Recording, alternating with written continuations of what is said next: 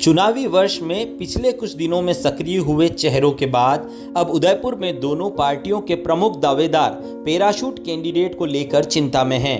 ये डर चुनाव से पहले प्रत्याशी की घोषणा तक बना रहेगा।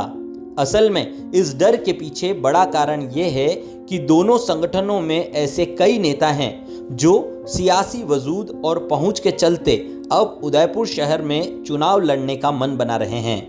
गुलाबचंद कटारिया के राज्यपाल बनने के बाद जहां बीजेपी में डूंगरपुर में सभापति रह चुके के गुप्ता अपनी सियासी पारी को उदयपुर शहर से आगे बढ़ाना चाहते हैं, तो वहीं बीजेपी के प्रदेशाध्यक्ष और सांसद सीपी जोशी के भी उदयपुर से उतरने की चर्चा जोरों पर है। ऐसे में उदयपुर से दो प्रमुख चेहरे रविंद्र श्रीमाली और पारस सिंघवी के कार्यकर्ताओं में पैराशूट कैंडिडेट के आने से उनकी सियासत खत्म होने का डर है। अंदर खाने में चर्चा है कि बीजेपी कार्यकर्ताओं में के गुप्ता के नाम को लेकर 20 से 30% भी स्वीकार्यता नहीं है। ऐसे में वो टिकट मिलने पर भी यहाँ से जीतने की संभावना बेहद कम रखते हैं।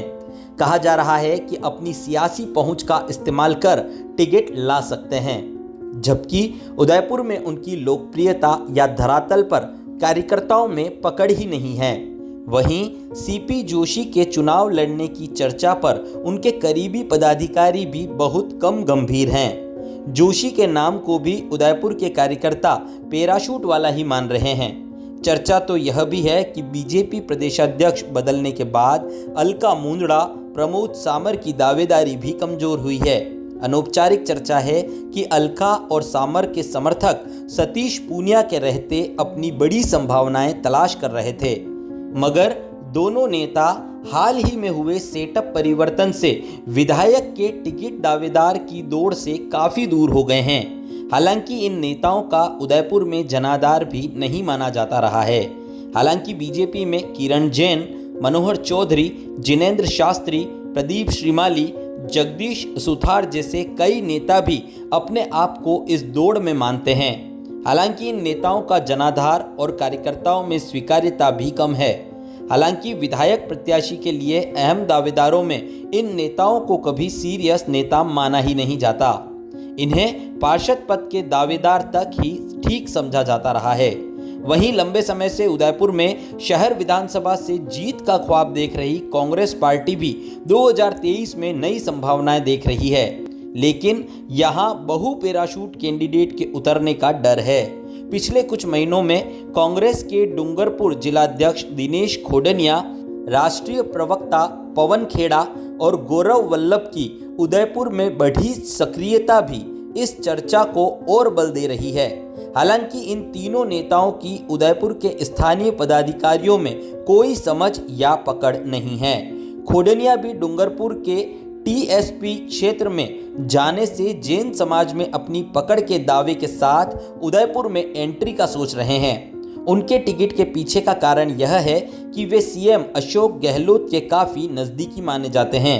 हालांकि सोशल मीडिया में अभी से बाहरी नेताओं की सक्रियता कांग्रेस नेताओं की भड़ास के रूप में बाहर आने लगी है। कांग्रेस में भी पैराशूट कैंडिडेट के आने का डर पंकज शर्मा, दिनेश श्रीमाली समेत गोपाल शर्मा और लाल सिंह जाला को भी है। वहीं कांग्रेस का एक बड़ा धड़ा लाल सिंह जाला को शहर से मैदान में उतारने की पैरवी कर रहा है।